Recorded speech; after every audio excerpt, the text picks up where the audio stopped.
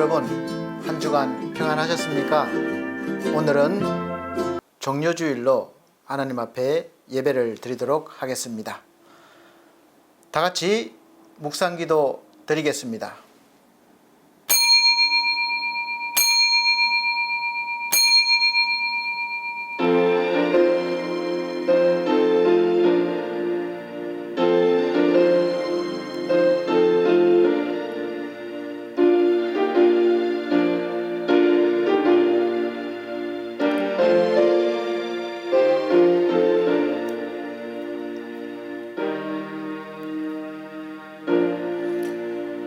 저희가 예루살렘에 가까이 와서 갈람산 벳박에 이르렀을 때에 예수께서 두 제자를 보내시며 이르시되 너희 맞은편 마을로 가라. 곧 매인 나귀와 나귀 새끼가 함께 있는 것을 보리니 풀어 내게로 끌어오너라. 만일 누가 무슨 말을 하거든 주가 쓰시겠다 하라. 그리하면 즉시 보내리라 하시니 이는 선지자로 하신 말씀을 이루려 하심이라. 일러서되 시온 딸에게 이르기를 내 왕이 내게 임하나니 그는 겸손하여 나귀 곧 멍에 매는 짐승의 새끼를 탔도다 하라 하였느니라. 아멘.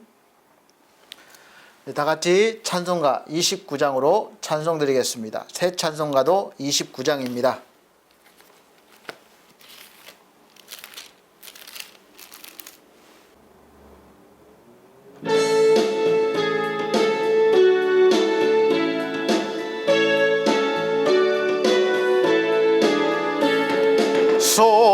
성도여 다 함께 할렐루야 아멘. 주 찬양하여라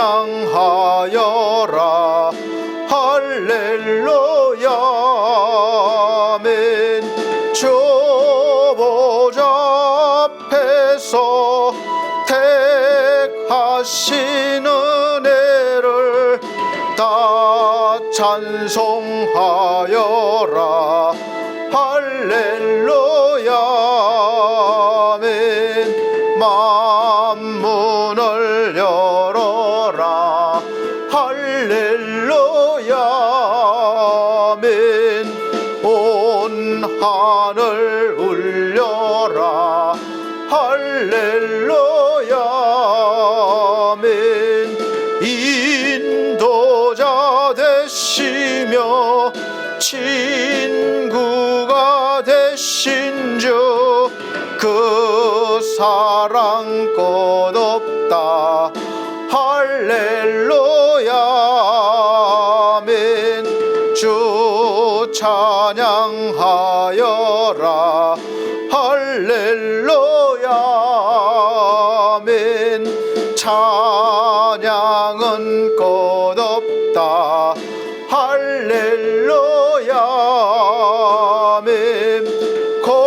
거룩한 집에서 주 은총 기리며 늘 찬송 부르자 할렐루야 아멘.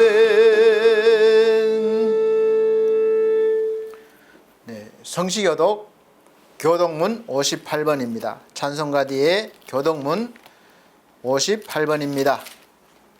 새 성경책은 129번 종료주일입니다.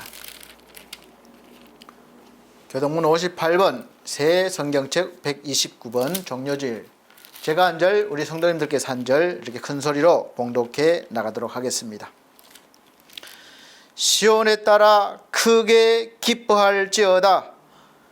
예루살렘에 따라 즐거이 부를지어다. 보라, 내 왕이 내게 임하나니 그는 공의로우며 구원을 베풀며 겸손하여서 나귀를 타나니 나귀의 작은 것 곧 나귀 새끼니라. 내가 에브라임의 병거와 예루살렘의 말을 끊겠고 전쟁하는 활도 끊으리니 그가 이방 사람에게 화평을 전할 것이요 그의 정권은 바다에서 바다까지 이르고 유브라데 강에서 땅끝까지 이르리라. 앞에서 가고 뒤에서 따르는 무리가 소리질러 가로되 호산나 다윗의 자손이여 찬송하리로다. 다 같이 주의 이름으로 오시는 이여 주의 가장 높은 곳에서 호산나 하더라. 아멘. 다 같이 사도신경으로 신앙 고백 드리도록 하겠습니다. 나는 전능하신 아버지 하나님 천지의 창조주를 믿습니다. 나는 그의 유일하신 아들 우리 주 예수 그리스도를 믿습니다.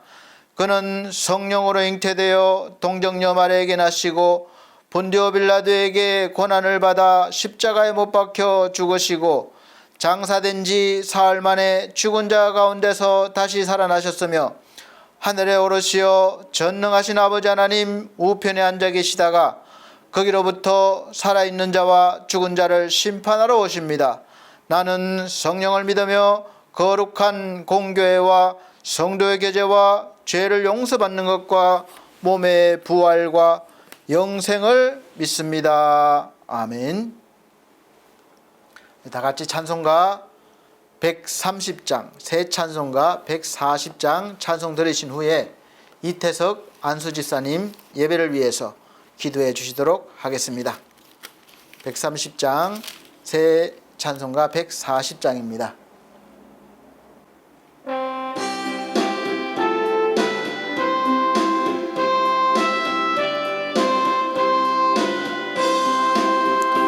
왕 대신 노래 적게 다 영광 돌리세. 옛날에 많은 모래 호산나 불렀네. 다윗의 자손으로 세상에 오시어 왕 위에 오른 주께 다 영광 돌리세. 저 천군 천사들의 호산나 부르네. 온 천하 백성들의 다 화답하도다. 저 유대 백성같이 종려가지 들고 오시는 주를 맞아 호산나 부르세. 주 고난 받기 전에 많은 무리들 영광의 찬송 불러 주 찬양하였네. 이같이 우리들도 주 환영하오니 그 넓은 사랑 안에 다 받아주소서.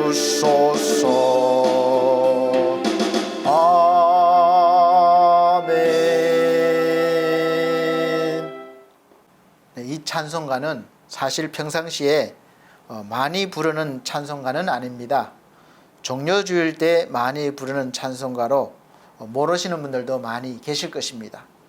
또 이렇게 익숙해야 또 찬송가가 은혜도 되고 하니까 한 번 더 우리 찬송 부르시고 이태석 안수집사님 기도해 주시도록 하겠습니다.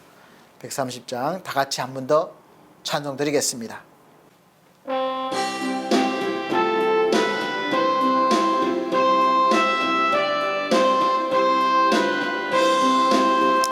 왕 대신 노래 적게 다 영광 돌리세.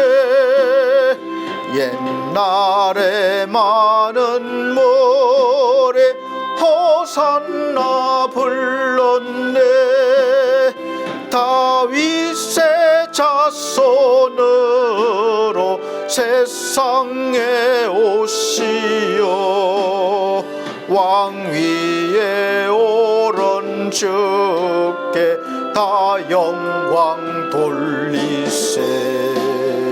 저 천군 천사들의 호산나 부르네. 온 천하 백성들의 다 화답하여다. 저 유대 백성같이 종려가지 들고 오시는 주를 맞아 호산나 부르세. 주고난 받기 전에 수많은 모래가 영광의 찬송 불러 주 찬양하였네. 이같이 어뢰들도 주 환영하오니. 그 넓은 사랑 안에 다 받아 주소서. 아멘. 네, 예배를 위해서 이태석 안수 집사님 기도해 주시도록 하겠습니다. 지난 한 주간도 은혜 속에 보내고 한 주간 동안 우리의 삶 전체를 이끄시고 인도하신 하나님께 감사와 찬송을 드립니다. 아멘. 주님께 예배드리는 날을 기억하게 하시고 복된 종료주일 예배의 자리를 사모하는 마음을 주신 하나님께 영광을 올려드립니다. 아멘. 세상이 아는 일요일이 아닌 우리 주님을 기억하는 주일로 우리가 지키게 하시니 참 감사드립니다. 이 예배의 시간을 온 마음 다해 지키며 예배 속에서 역사하시는 하나님의 위로와 능력을 경험하게 하옵소서. 영광과 환호 속에서 어린 나귀를 타고 예루살렘에 입성하신 주님을 기억하며 종료주일 예배로 하나님께 영광을 돌려드리오니 예수님을 온전히 기억하는 시간이 되게 축복하여 주옵소서. 아멘.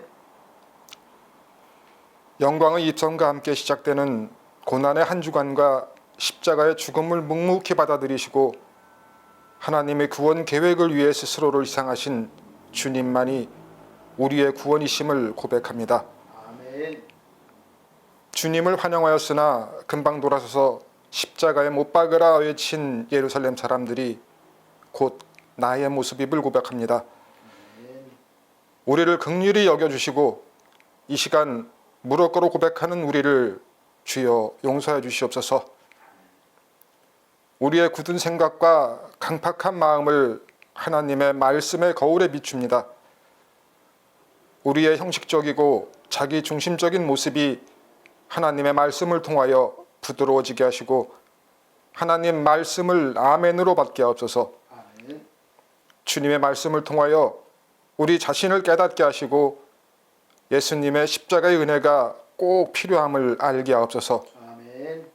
예배 가운데 선포되는 권대영 목사님의 말씀이 우리의 인생의 등불이 되게 하시고 흔들리지 않는 소망이 되게 하옵소서. 아멘. 지치고 피곤한 심정들 말씀 속에서 새 힘을 얻게 하옵소서. 혼란한 저희들의 마음이 하나님의 말씀을 들음으로 평안을 얻게 하시기를 간곡히 기도드리오며 예배의 시종을 주님께 의탁하오니 마치는 시간까지 홀로 영광 받으시옵소서. 아멘. 우리 구주 예수 그리스도의 이름으로 기도드립니다. 아멘. 아멘.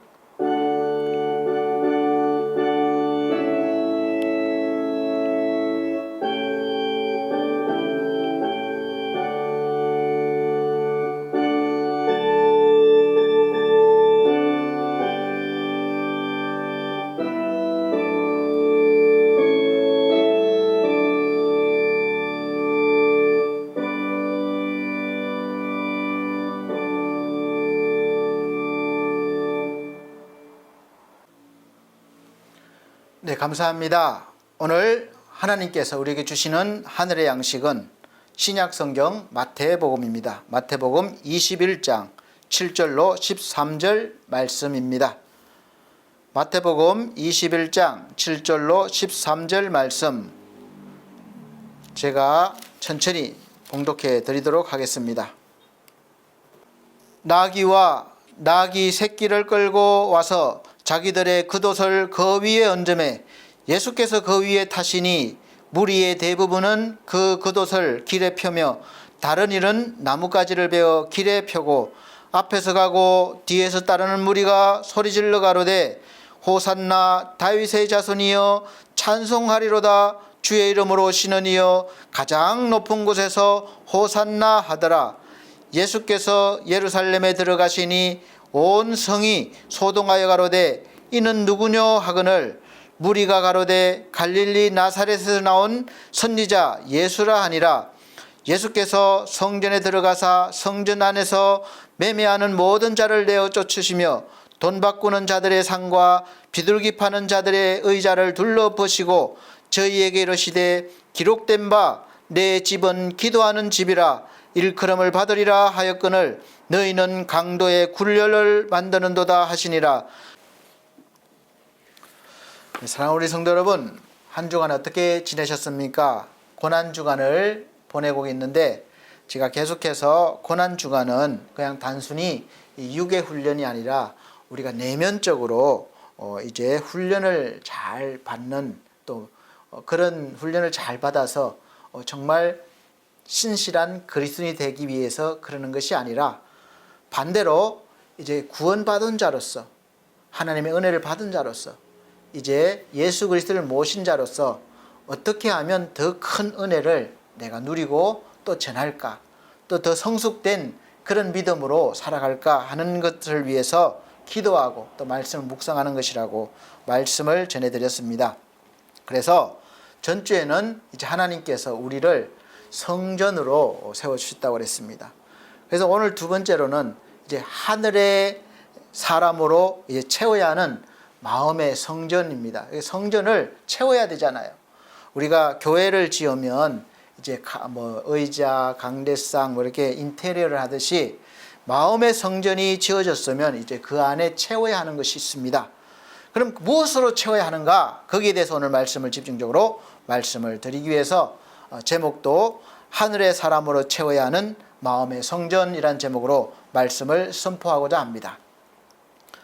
마태복음 17장에서부터 보면 예수께서 육적인 문제나 세상적인 문제 해결보다는 이제 영적인 세상을 더 말씀하시고 천국에 대해서 비유로 또 그렇게 하시는 것을 볼 수 있습니다. 그리고 예수 그리스도께서 이제는 십자가에 매달려 죽으셔야 하는 시간이 가까워 올수록 이 제자들에게 자기의 죽음과 부활에 대해서 천국에 들어가기 위해서 어떻게 해야 하는지, 그리고 잃어버린 영혼과 또 죄에 대한 문제에 대해서 집중적으로 말씀을 해 주셨습니다. 그리고 20장 17절에부터 오늘 말씀 17절에서부터 19절에 보면 구체적으로 자신이 어떻게 될 것임을 말씀하셨습니다. 그런데 그 말씀을 들은 제자들은 예수님이 도대체 저런 말씀을 왜 하시는지 제대로 이해할 수가 없었죠. 이해하는 사람이 없었습니다.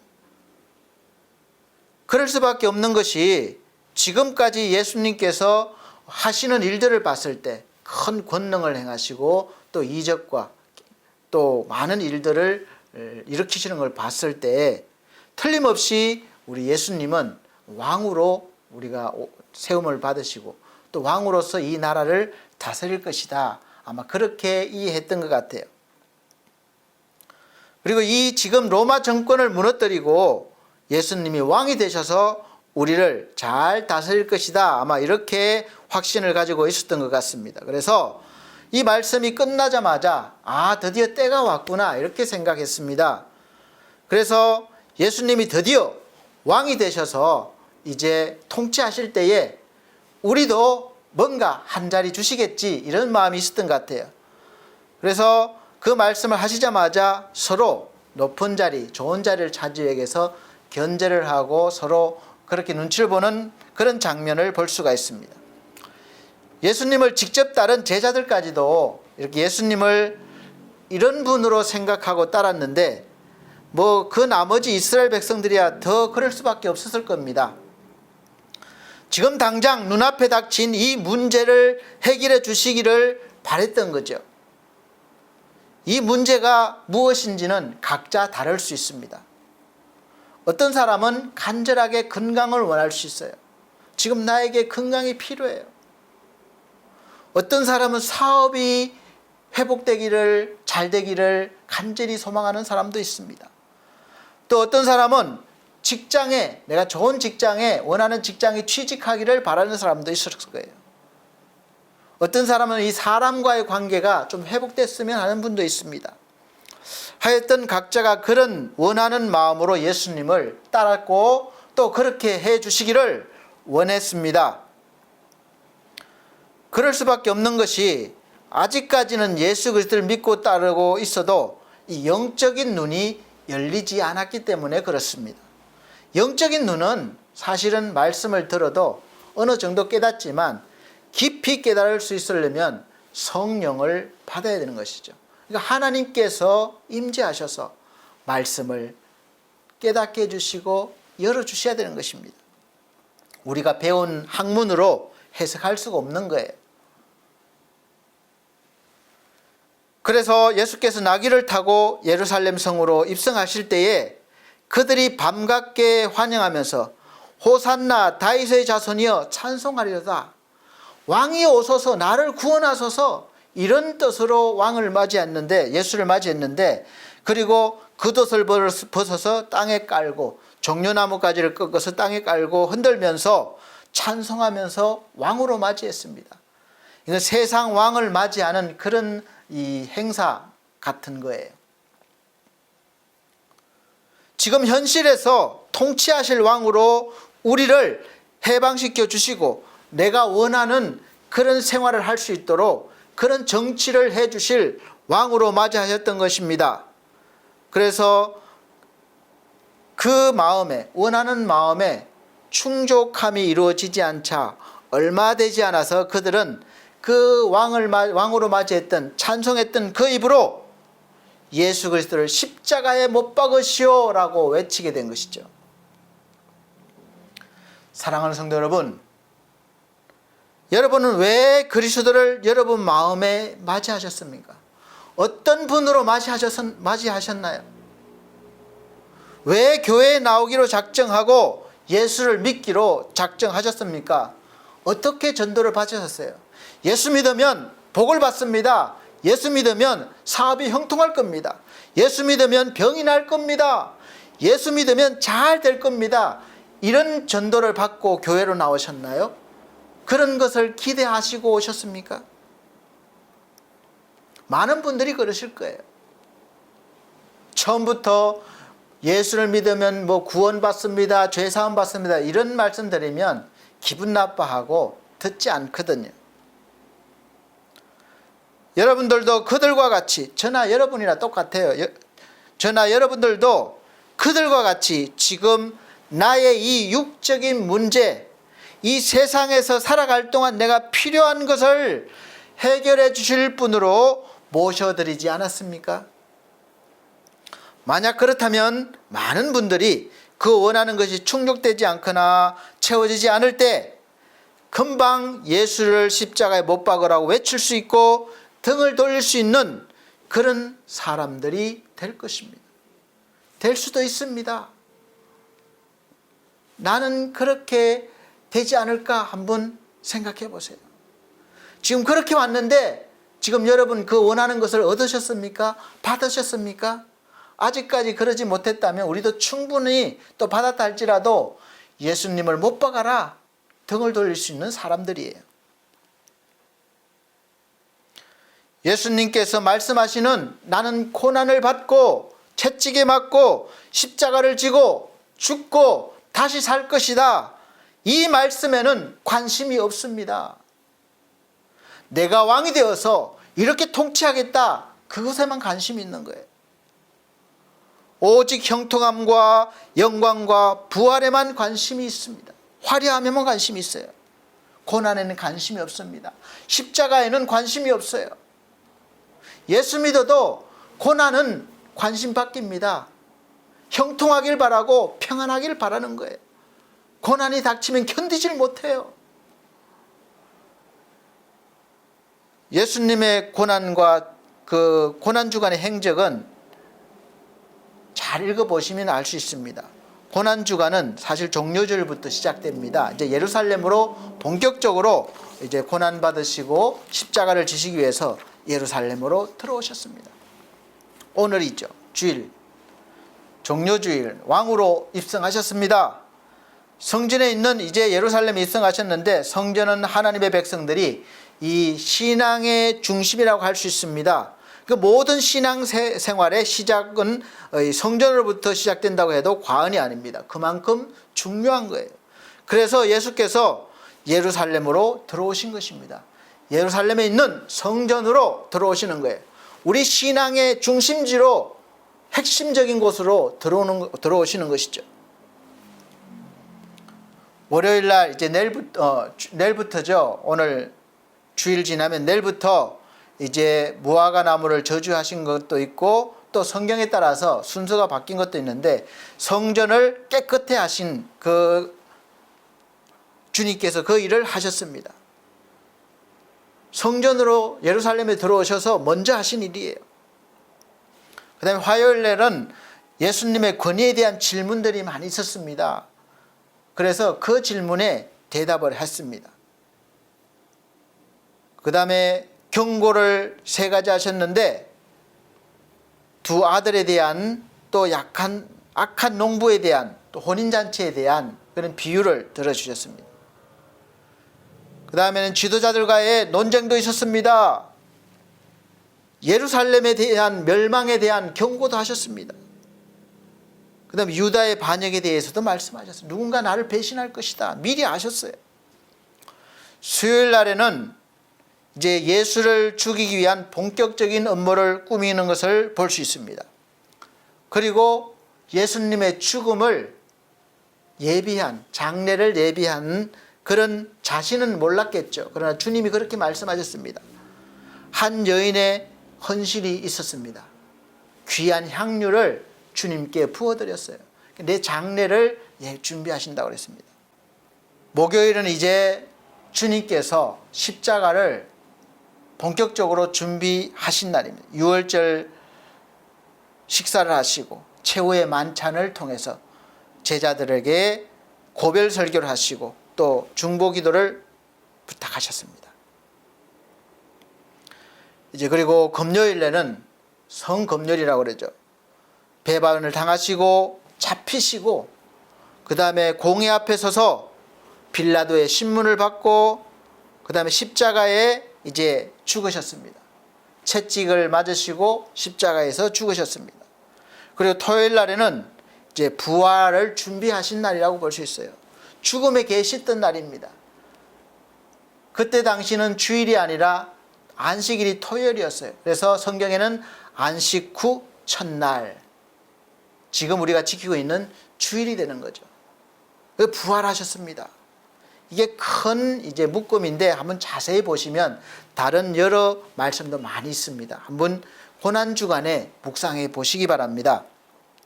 주일날은 이제 부활하신 날을 우리가 다음 주 부활절로 지키고 있습니다. 사실 이 하루 만에 재판이 이루어지고 십자가에서 죽으심까지는 상당히 예외라고 볼 수 있습니다. 일반적이지 않습니다. 재판이라고 말하면 지금 현실적으로 우리가 재판을 받으면 아무리 간단한 재판이라도 최소 몇 개월에서 1년, 2년 걸립니다. 오랫동안 걸려요. 왜냐하면 재판은 일방적이지 않거든요. 이쪽 말을 듣고 이쪽 말을 듣고 서로 자기 주장을 하는 것을 듣고 판사가 판단을 하고, 1차 이때까지만 해도 로마는 3차까지가 있었습니다. 지금도 우리 3차죠. 1심에서 끝나지 않으면 한쪽이 인정을 못하면 또 2심까지 가요. 그리고 2심에서 또 3심까지 갑니다. 지금도 마찬가지죠. 대법원까지 가야 결론이 나는 것입니다. 그러면 상당한 시간이 흐르는데, 이 말씀해 보면 예수님이 죽으심까지 하루밖에 걸리지 않아요. 이 재판이 이루어지는 과정에서 반론도 제시할 수 있었고, 또 사형 선고를 받더라도 확실한 제목으로 특별한 경우 외에는 바로 집행을 하지 않았습니다. 지금 사형수들도 사형 집행이 안 되고 있어요. 바로 사형을 시키는 것이 아닙니다. 그런데 예수님에 대한 재판은 그야말로 그 모든 과정이 의문점이 많습니다. 물론 예수께서 특별한 반론도 하시지 않으셨지만 예수께서 죽으실 만한 죄도 확실하지도 않았어요. 성경은 죄가 없다고 분명히 말씀하고 있습니다. 이들도 압니다. 죄가 없는 것을 알아요. 억지로 죄를 뒤집어 씌운 것입니다. 그런데 그렇게 신속하게 재판이 이루어지고 집행까지 한 것은 고발을 한 자들과 재판을 한 자들에게 무엇인가 떳떳지 못한 부분이 있기 때문이라고 우리가 짐작할 수 있습니다. 왜냐하면 뭔가 일을 벌일 때는 그 대상자가 죽으면 말이 없기 때문에 그렇지 않을까 싶습니다. 살아있으면 계속해서 말을 하고 그게 동조하는 사람이 생기고 불편하잖아요. 이 잡고 있는 사람이 불편하잖아요. 그러니까 신속하게, 지금 사회주의가 그렇잖아요. 어떤 재판이 이루어지면 신속하게 처형을 해버립니다. 그러지 않으면 두고두고 나중에 후환이 될 여지가 있기 때문에 그렇습니다. 사랑하는 성도 여러분, 우리는 예수 그리스도를 믿고 교회에 다니고 있는 사람들이고 이미 마음에 전주에 말씀드렸다시피 우리 마음에 성전이 세워진 사람들이에요. 우리가 성전이 된 사람들이에요. 그럼 이 마음에 세워진 성전에 우리가 피어들 수 없으니까 우리 속에 있는 성전을 무엇으로 채워야 될까요? 여전히 우리가 알지 못하고 세상 욕심으로, 세상 것으로, 내 욕망과 욕심으로 원하는 것을 채워 넣어야 되겠습니까? 아니면 이제 오늘 제목처럼 하늘의 사람으로서, 거듭난 사람으로, 하늘나라의 백성으로서 이제 하늘의 것으로 채워야 되겠습니까? 한번 잘 생각해 보시길 바랍니다. 제가 굳이 설명을 하지 않아도 아실 것입니다. 우리가 살아가면서 이 먹고 사는 문제는 항상 우리에게 중요한 문제입니다. 의식주 문제가 반드시 필요합니다. 또 그것을 위해서 우리가 언제나 책임감을 가지고 열심히 성실하게 살아야 합니다. 우리가 게으름을 피면 안 돼요. 그래서 성경에는 게으른 것을 악과 같다고 했습니다. 악하고 게으른 종아, 악한 거하고 게으른 거하고 똑같이 말씀하셨습니다. 우리가 게을리 살면 안 되는 거예요. 나에게 주신 그 삶을 열심히 최선을 다해서 창조적인 삶으로 살아야 되는 것입니다. 그럼에도 불구하고 우리는 이제 먹고 사는 문제를 한 차원 넘어서서 예수께서 왜 굳이 십자가에서 처형을 당하실 줄 알면서도 또 누가 알아주는 사람이 한 사람도 없는데도 그 길을 가셔야 했고 또 그 가신 길이 지금 나와 무슨 상관이 있는지를 깨달으시고 믿어야 하고 실제 삶에서 예수께서 이루어 놓으신 그 모든 일들이 진리임을 알고 그 진리의 길을 가야 하고 또 죄 때문에 그렇다는 걸 알고 죄로부터의 자유함을 누리면서 살아야 합니다. 이것을 우리가 알고 누려야 되는 거예요. 그리고 그 모든 일에는 하나님의 사랑이 온전히 녹아있기 때문에 우리도 당연히 하나님의 사랑을 받은 사람으로서 우리가 살아가는 모든 일상 속에서 하나님의 사랑이 자연스럽게 녹아나와야 되는 것이죠. 오늘날에도 많은 사람들이 예수님을 왕으로 모셔드렸습니다. 저와 여러분도 왕으로 모셨어요. 예수 우리 왕이여, 왕으로 모셨어요. 그 왕의 모습은 죄와 사망을 해결하신 구원자가 아니라 이 나의 욕망과 나의 욕심을 채워주실 분으로 생각하고 믿는다는 것이 항상 문제가 되는 것입니다. 그래서 처음에는 어서 오십시오 왕이시여, 내 겉옷을 깔고 종려나무 가지를 흔들고 깔고 하면서 왕으로 모셨어요. 그런데 그 왕이 구원자가 아니라 정치적인 왕, 나를 좀 잘 살게 해주고 내가 원하는 삶을 펼쳐줄 수 있는 그런 왕으로 모신 것이죠.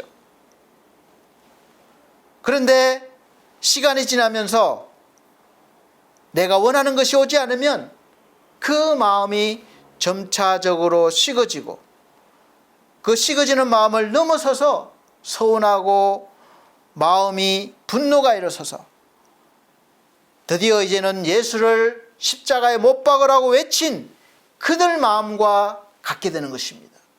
그래서 많은 사람들은 어떤 때는 교회를 떠나기도 하고 등을 돌리기도 합니다. 왜 그런 마음들이 됩니까?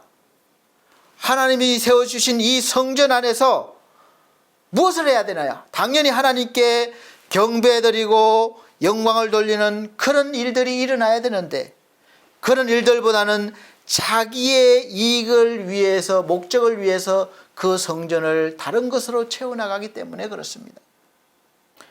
예수님이 이 예루살렘에 입성하실 때, 그때 당시에는 여전히 소나 양이나 염소나 짐승으로 내 대신 죽어줄 그런 제물을 하나님께 드렸습니다. 잡아서 드렸습니다.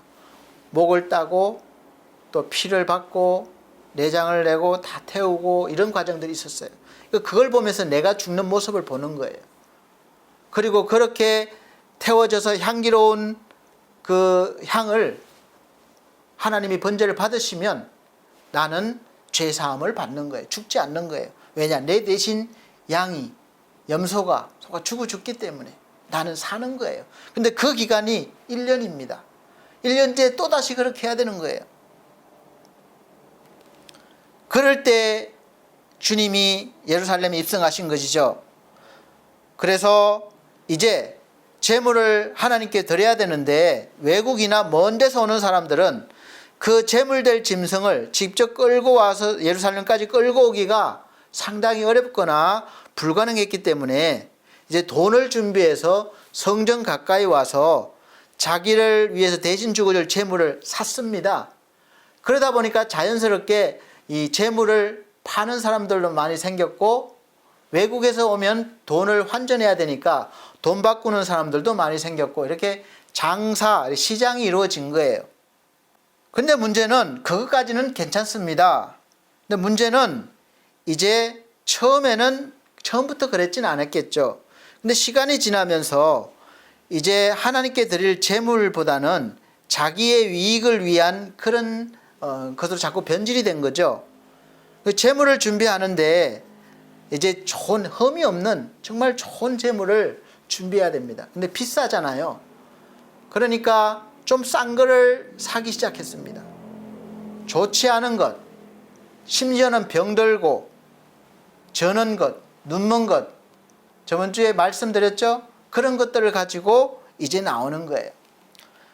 그리고 제사장들까지도, 이 제대로 인도해야 될 제사장들까지도 그 직위를 이용해서 이런 것을 눈 감아주고 오히려 장사를 한 것입니다. 자기 이익을 위해서 흠이 있는 그런 재물들이 사고 팔고 하나님께 드려졌고 그렇게 됐습니다. 그래서 좀 저렴하게 사는 것이 이익이 많이 되었기 때문이에요. 예배의 중심에서 예배를 책임져야 할 제사장들도 그 중에 있었습니다. 하나님이 임재하시고 거룩한 예배가 진행되어야 할 그 성전 안이 이렇게 모습이 난장판이 된 것입니다. 그래서 예수께서 예배의 중심된 자리인 성전 안을 정리해 주시고 다시 거룩한 기능을 되찾을 수 있도록 여기에서 매매하는 사람들과 비둘기 파는 사람들, 돈 바꿔주는 사람들의 그 상과 의자를 막 다 둘러엎으시고 다 내쫓으신 거예요. 이렇게 화를 내시는 건 처음이에요. 그리고 선포하십니다. 내 집은 기도하는 집이다. 강도의 굴로 만들지 말라. 이 사건이 사복음서 모두 기록되었다는 것은 그만큼 중요한 사건이기 때문에 그렇습니다. 사복음서에 똑같은 사건이 없는 경우도 많이 있습니다. 그런데 이 사건은 다 기록이 됐어요. 요한복음 2장에서는 예수께서 내 아버지의 집으로 장사하는 집을 만들지 말라고 하신 후에 이 성전을 헐고 직접 사흘 동안에 다시 일으키신다고 말씀하셨습니다. 이 말씀도 사실 깨닫는 사람이 없었어요. 이 예루살렘 성전을 짓는데 40년이 넘어 걸렸는데 어떻게 3일 만에 짓겠냐? 그렇게 묻는 거예요. 그러나 예수께서는 그 성전이 아니라 자기를 가리킨 것입니다. 죽은 뒤에 사흘 만에 다시 살아나신다는 거예요. 예수님이 성전이라는 것입니다. 이제 눈에 보이는 성전이 아니라 예수님 자체가 성전이 되시겠다는 그런 선언이시고, 눈에 보이는 성전이 아니라 예수 그리스도를 통해서 새로운 성전에서 아버지 하나님께 예배드리고 기도하시게 하시겠다는 그런 선언이십니다. 그래서 예수께서 하신 일은 눈에 보이는 예루살렘 성전에서가 아니라 예수 그리스도 안에서 성전이 이루어지고 예수 그리스도를 통해서 하나님을 만날 수 있는 길을 새롭게 열어주셨다는 것입니다. 그리고 더 중요한 사실은 그래도 우리가 연약하고 늘 부족하기 때문에 성전 되시는 예수 그리스도 안으로 우리가 들어갈 수 없으니까, 자격이 없으니까 아예 반대로 우리 속으로 들어오시겠다는 거예요. 그리고 이 사실을 믿는 사람은 이제 내 속에서 하나님의 성전이 세워진 것이고 하나님이 언제나 함께 거하시겠다는 겁니다. 머무시겠다는 겁니다.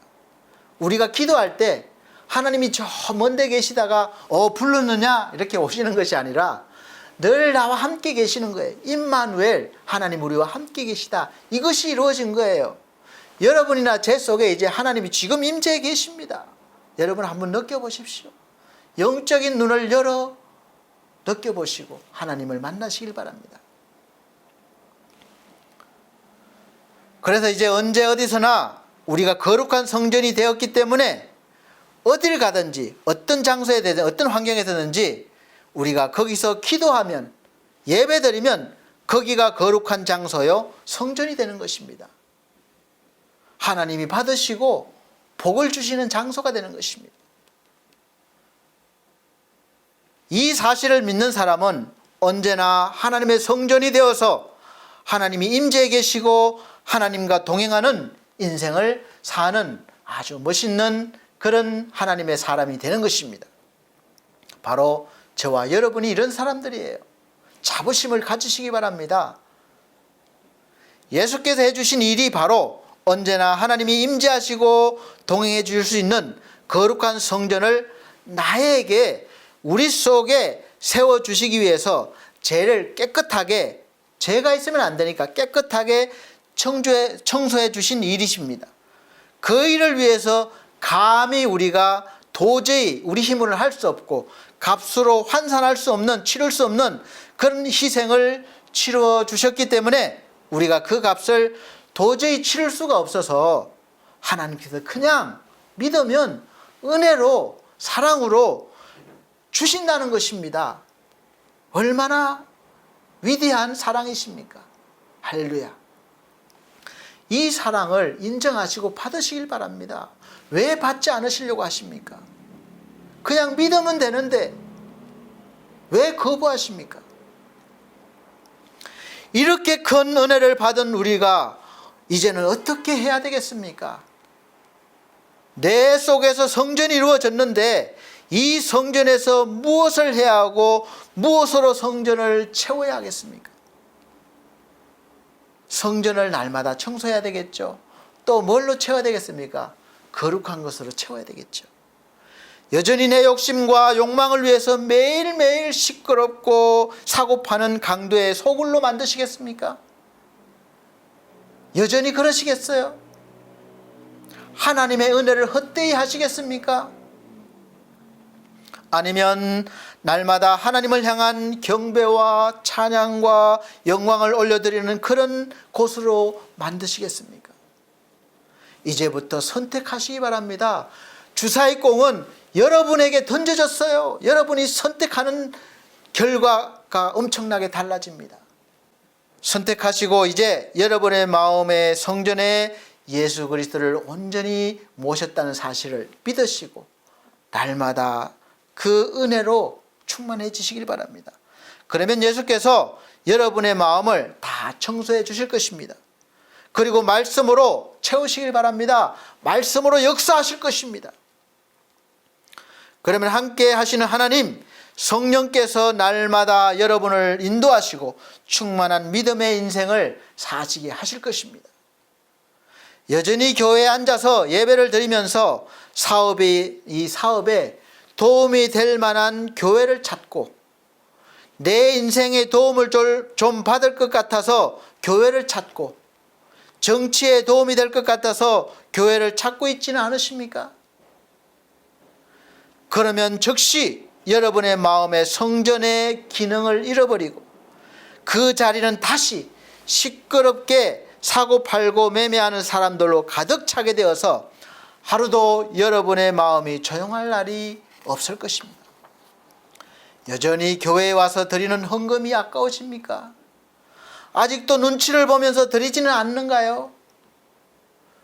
왜 성경에 다른 재물도 많은데 비둘기 파는 사람들이 대표적으로 이렇게 기록되었는가 제가 생각해 봤습니다. 오해하지 마시기 바랍니다. 재물 중에 피를 흘리는 재물을 드릴 때 소나 양이나 염소를 드려야 하는데 만일 가난해서 이 소나 양이나 염소를 사서 드릴 수가 없습니다. 그럴 때 어떻게 해야 됩니까? 그냥 말아야 돼요? 죽어야 됩니까? 그럴 수 없잖아요. 그래서 하나님께서 가난한 자들도 하나님께 이렇게 예배를 드릴 수 있도록, 제물을 드릴 수 있도록 아주 값이 작게 적은 돈을 살 수 있는 산비둘기나 집비둘기를 드릴 수 있도록 하나님께서 정해 주셨습니다. 구약의 레위기에 보면 나와요. 그래서 가난한 사람이나 부자나 다 하나님께 나와서 죄사함을 받고 생명을 얻을 수 있는 기회를 주신 것입니다. 형편대로 드리라는 의미입니다. 그런데 이 의미가 갈수록 퇴색되어서 욕심 때문에 자기의 것이라고, 내 것이라고 생각하고 자기의 것을 드리기가 아까워지는 거예요. 그래서 소나 양이나 염소를 드릴 수 있음에도 그것이 아까워서 가장 적은 금액인 비둘기를 사서 드리거나 아니면 소나 염소나 양을 사는데 흠이 없고 좋은 것이 아니라 병들고 저는 것, 눈먼 것을 싸게 사서 드리는 일들이 많았습니다. 그래서 말씀하셨잖아요. 차라리 성전 문을 닫았으면 좋겠다. 하나님은 말씀하셨잖아요. 이 예배 드리는 것조차도 번거롭게 생각하는 거예요. 코숨치는 거예요.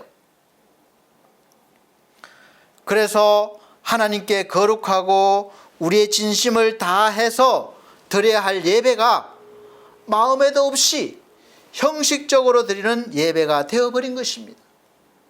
그리고 바르게 가르치고 바른 길로 인도해야 할 제사장들까지도 그 중심에서 도둑질을 같이 하고 있는 거예요. 자기 걸 한몫 챙기기 바빴던 것입니다. 사람으로는 언제라도 이런 일들을 반복해서 할 수 있고 또 그렇게 일어나다 보니까 이제 하나님께서 직접 독생자 예수 그리스도를 통해서 이 문제를 해결하시기 위해서 예수 그리스도를 소나 양이나 염소나 비둘기 대신에, 제물 대신에 직접 자신이 제물이 되셔서 피 흘려주시고 피를 흘리시고 죽으심을 당하시면서 이제 또 사람이 만든 성전보다 직접 거룩한 성전이 되어주시고 그 성전 대신 예수께서 성령으로 우리 속에 들어오시기까지 하시면서 이제 우리가 성전이 되게 해주셨습니다. 아예 성전 자체가 되게 해주신 거예요. 그리고 하나님이 늘 함께 하실 수 있도록 해주신 거예요. 함께 하시지 않으면 우리가 자꾸 딴 길로 가니까 함께 거하시겠다는 겁니다. 그래서 늘 함께 거하시면서 우리를 바른 길로, 믿음의 길로 인도하시겠다는 거예요. 그리고 예수 그리스도의 이름으로 우리가 모든 것을 하나님께 요구할 수 있고 또 구할 수 있고 또 다 할 수 있다는 거예요. 그렇게 해주셨습니다. 그래서 우리는 이제 임마누엘, 하나님이 우리와 함께 하신다는 뜻이죠. 그런 존재, 거룩한 존재가 된 것입니다. 우리 사랑하는 성도 여러분, 오늘은 종료주일을 기념하고 있는데 우리가 무엇을 기념합니까? 예수님이 겸손하셔서 새끼 나귀를 타고 그 입성하신 그것을 기념합니까? 아니면 예루살렘에 들어오셔서 무엇을 하셨나요? 제일 중요한 성전을 청소하시고 다시 기도하는 아버지의 집으로 만들어 주셨습니다. 그냥 단순히 나귀만 타고 오신 것을 기념하는 것이 아닙니다. 왜 그렇게 하셨는지를 더 깊이 알아야 되는 거예요. 그것을 기념하는 거예요. 들어오셔서 하신 일들을 자세히 살펴보시고 묵상하시고 은혜를 받으시길 바랍니다. 그리고 이제 그 기도하는 아버지의 집인 성전은 눈에 보이는 성전이 아니라 우리 속에 예수 그리스도와 함께 거룩한 성전으로 세워졌다는 것입니다. 그래서 우리는 이제 내 속에 있는 거룩한 성전에서 이 하나님께 드리는 예배가 먼저 잘 이루어지도록 해야 하는 것입니다. 기뻐하면서 감사하면서 하나님을 찬양하고 경배하고 하나님의 영광이 나타나게 해야 하고 내 모든 것을 아낌없이 기쁨으로 드릴 수 있어야 하는 것입니다. 내 모든 것을 다 드릴 수 있어야 한다는 말은 그 예물에 내 온 마음을 담으라는 뜻입니다. 크고 작은 것이 중요한 것이 아니에요. 많고 적음이 중요한 게 아니에요. 거기에다 마음을 담으라는 것입니다. 진심으로 내가 가진 모든 것이 하나님 것임을 알고 그 일부라도 내가 그래도 작은 믿음이 있어서 겨자씨만한 믿음이 있어서 하나님 것임을 알고 감사함으로 드릴 수 있는 그 은혜가 있으라는 거예요. 그것을 하나님이 기뻐하십니다. 그래서 과부의 두렛돈을 하나님이 칭찬하신 거예요. 연복교회 땡그랑 땡그랑 할 때 다 쳐다보잖아요. 얼마나 부끄럽습니까? 다른 분들은 막 지폐를 넣고 이만큼 넣는데 자기는 그것도 전 재산이에요. 가진 게 없어요. 그 부끄러운 마음으로 땡그랑 땡그랑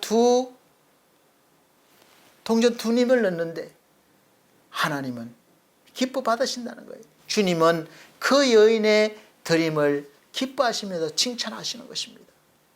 여러분, 가진 것이 얼마나 있습니까? 많이 가지셨습니까? 적게 가지셨습니까? 지금 드리는 것이 얼마나 있습니까? 거기에 마음을 담으시길 바랍니다. 믿음을 담으시길 바랍니다. 그러면 하나님이 기뻐하시고 칭찬하십니다. 우리를 찾아오시고 우리를 성전 삼아주신 예수 그리스도를 우리가 진심으로 환영하고 호산나 다윗의 왕이여 나를 구원하소서 이렇게 환영하시고 찬양하시고 경배하시면서 오늘 종료 주일 예배를 잘 보내실 수 있으시길 바라고, 또 예배를 마치고 난 뒤부터는 이제 내 마음의 성전에 무엇을 채워야 하실지 아셨으니까 좀 고민 좀 하시고 날마다 노력하셔서 열심을 다하셔서 하나님의 말씀으로 가득 채워주시길 바랍니다. 그러면 하나님이 하셔요. 말씀을 채우시기만 하면 하나님이 그 말씀을 통해서 여러분을 통해서 일하십니다. 하나님의 말씀이 나를 인도하실 수 있도록 하시는 그런 은혜가 있으시기를 예수 그리스도 이름으로 축복합니다. 그리고 이 믿음 안에서 내일부터 시작되는 고난주간을 예수 그리스도와 함께 보내시면서 예수께서 나를 위해 고난당하신 그 십자가의 길을 한 걸음 한 걸음 쫓아가시면서, 아니 옆에 동행하시면서 다 나를 위해 하신 일임을 깨달으시고 믿어지시고 또 그렇게 되시기를 원합니다. 그래서 그 은혜가 얼마나 큰지, 그 사랑이 얼마나 깊은지 깨달으시고 믿으시면서 날마다 은혜 가운데 사시는 그리스도인이 되시기를 예수 그리스도로 축복합니다. 기도하시겠습니다. 하나님 감사합니다. 우리 속에 세워주신 그 거룩한 성전을 우리가 더 이상 더럽히지 않고 주와 함께 날마다 충만함으로 하나님을 예배하고 하나님을 경배하고 하나님의 말씀을 통해서 세상 가운데 그리스도를 증거하는 그런 믿음의 삶을 사는 그리스도인이 되게 하여 주옵소서. 예수 그리스도 이름으로 기도합나이다. 아멘. 감사합니다. 이 시간은 하나님 앞에 예물 드리는 시간입니다. 봉헌 찬송 135장, 새 찬송가 150장 찬송 드리시면서 준비하신 예물 드리도록 하겠습니다.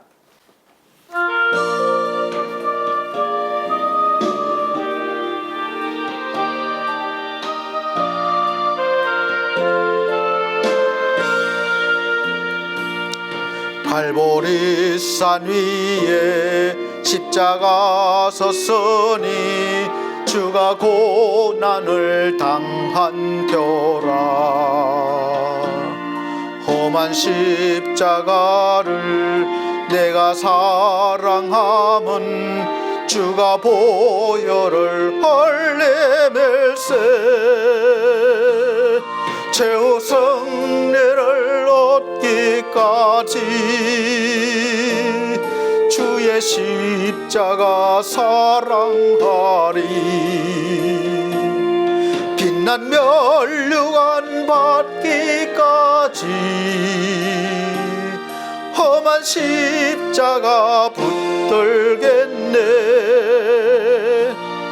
멸시함을 받은 주의 십자가에 나의 마음이 끌리도다. 귀한 어린 양이 영광 다 버리고 험한 십자가 지셨도다. 최후 승리를 얻기까지 주의 십자가 사랑하리.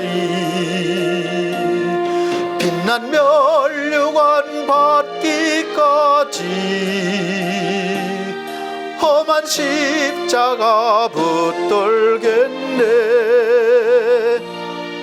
영원 십자가에 주가 흘린 피를 믿는 마음으로 바라보니 나를 용서하고 내 죄 사하시려 주가 흘리신 보혈일세. 최후 승리를 얻기까지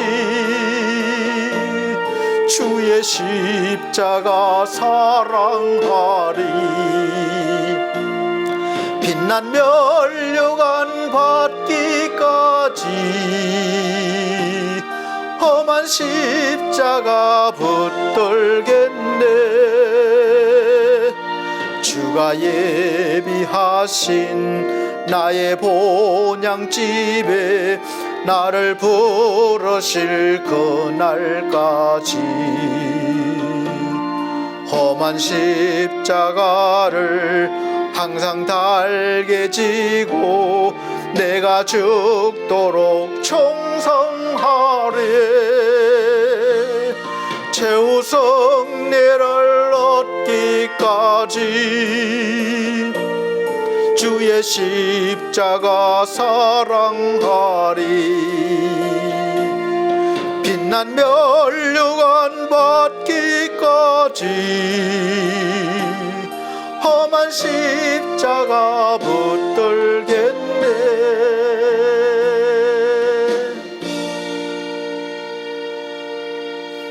아멘. 드려진 예물을 위해서 기도드리도록 하겠습니다. 전주에 드린 예물은 자막으로 올려드리고 있습니다. 아버지 하나님, 하나님 은혜 감사해서 이렇게 아버지 앞에 마음을 담아 예물을 드립니다. 한 여인이 귀한 향유를 주님께 부음같이 그런 믿음의 마음으로 하나님께 드립니다. 예물 받아주시고 또 하나님의 은혜로 가득 넘치게 채워주셔서 날마다 천국의 삶을 살게 하시며 천국 복음을 전하는 믿음의 삶도 살게 하여 주시옵소서. 11제물 드립니다. 선교예물 드립니다. 감사예물 드립니다. 또 특별히 대림대학교 교수님으로 강의하시는 또 우리 강창실 교수님 귀한 예물 드렸습니다. 우리 하나님 기쁘게 받아주시고 드린 모든 손길마다 날마다 충만한 믿음으로 살게 하여 주옵소서. 예수 그리스도 이름으로 축복하고 기도함나이다. 아멘. 교회에 전하는 말씀 드립니다.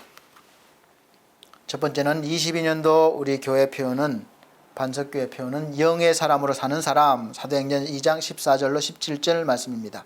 믿음으로 사는 사람입니다. 두 번째, 매주 주일 오전 11시 예배를 영상으로 드립니다. 대면 예배 환경이 될 때까지 기도해 주시길 바랍니다. 얼마 남지 않은 것 같아요. 계속 기도해 주시길 바랍니다. 세 번째, 성도들의 가정과 직장과 사업을 위해서 기도해 주시고 연약한 성도들, 몸과 영혼이 연약한 성도들 건강 회복과 믿음 회복을 위해서 기도해 주시길 바랍니다. 기도 제목이 있으시거나 기도 부탁하실 게 있으시면 제 전화번호와 이메일로 또 이렇게 연락 주시길 바랍니다. 그리고 교회 반석교회 홈페이지 주소를 올려드립니다. 아직 채울 것이 많이 있는데 혼자 하다 보니까 시간이 많이 걸리네요. 그래서 함께 동역할 분들을 찾고 있습니다. 기쁜 마음으로 동역할 준비가 되어 있으니까 연락 주시길 바랍니다. 네 번째는 코로나 바이러스 예방을 위해서 여전히 맹위를 떨치고 있으니까 조심하시기 바랍니다. 청결, 소독, 거리두기, 마스크 착용 잘 유지해 주시고 백신 접종 신중하게 결정해서 맞아 주시기를 바랍니다. 그리고 이제 고난주간이 시작되어서 이제 다음 주 16일까지입니다. 다음 주 한 주 남았습니다. 이제 다음 주 월요일부터는 고난주일로 들어가는데 토요일까지 마치고 이제 주일날 부활주일로 예배입니다. 금요일날은 또 성금요일이라고 해서 주님이 죽으신 날입니다. 그래서 우리가 금요일날 예배를 드리면서 성찬식이 있겠습니다. 성찬식을 참 어떻게 할까 고민을 많이 했습니다. 이렇게 영상으로 드리다 보니까 직접 참여를 해야 되는데 그래도 또 해야 돼서 따로 이제 각자 준비를 해 주시길 바랍니다.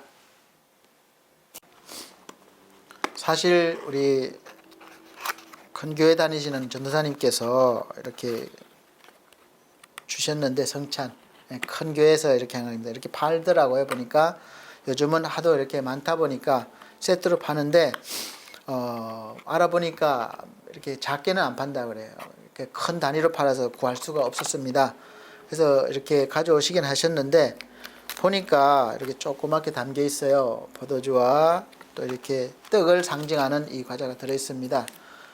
그래서 이거를 어떻게 할까 지금 고민을 하고 있습니다. 또 제가 나눠드릴 수 있는 분들은 나눠드리고 또 그렇지 못하면 집에서 준비하시기 바랍니다. 가족끼리 준비하시고 그렇게 하시면 되겠습니다. 뭐 떡을 준비할 수 없으면 카스테라 나와 있어요. 그거 얇게 이렇게 토막 내서 조그맣게 준비하시고 그 다음에 포도주가 사기 힘드시면 포도즙도 괜찮습니다. 그래서 의미가 중요한 거니까 사셔서 그렇게 잔도 준비하시고 그렇게 하시면서 참여하시면 되겠습니다. 그 의미가 중요한 거예요. 그래서 실제로 우리가 참여하면서 예수님의 피와 살이 나와 함께 한다 하는구나 하는 것을 이렇게 체험하면서 믿음으로 이렇게 하는 겁니다. 그러니까 잘 참여하실 수 있도록 기도하시면서 준비해 주시기를 바랍니다. 마지막으로 지금 새로운 대통령 당선이 됐는데 당선인과 또 내각 구성을 위해서 기도해 주시기 바랍니다. 아마 당분간 세워질 때까지 정치적인 문제이기 때문에 혼란스러울 겁니다. 그러나 좋은 일꾼 세워달라고 하나님께 기도해 주시길 바랍니다.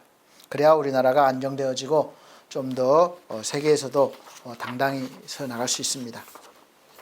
결단의 찬송 59장 찬송 드리고 축도 예배를 마치도록 하겠습니다. 59장 새 찬송가는 53장입니다.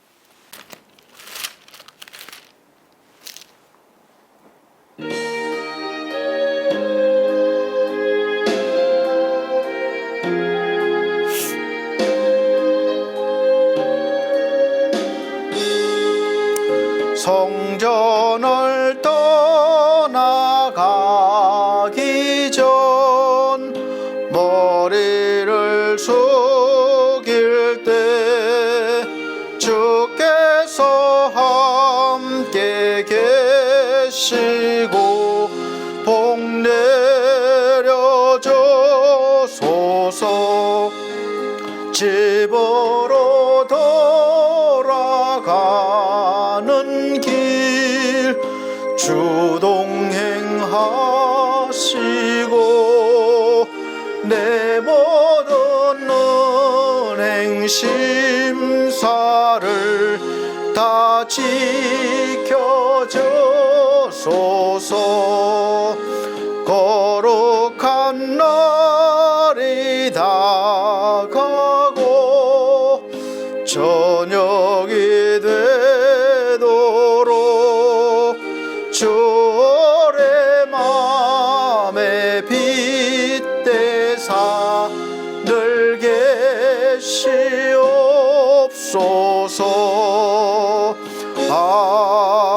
아멘.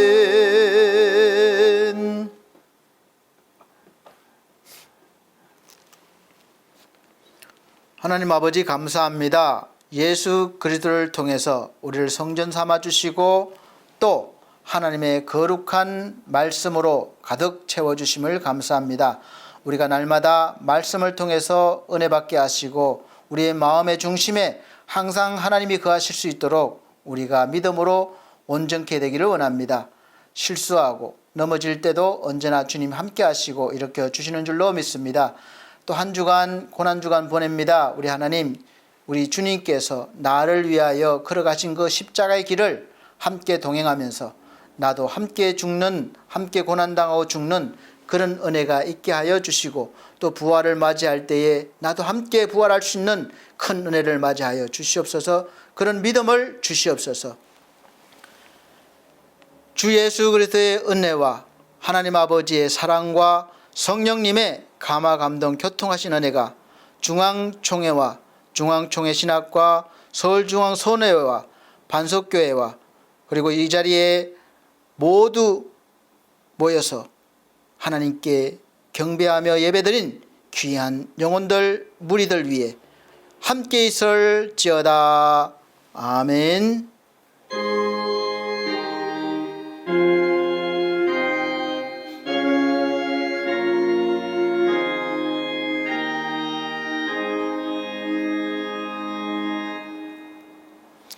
감사합니다. 하나님께 영광 돌립니다. 다음 주까지 건강하시고 또 고난주간 잘 보내시고 부활절 날 뵙겠습니다.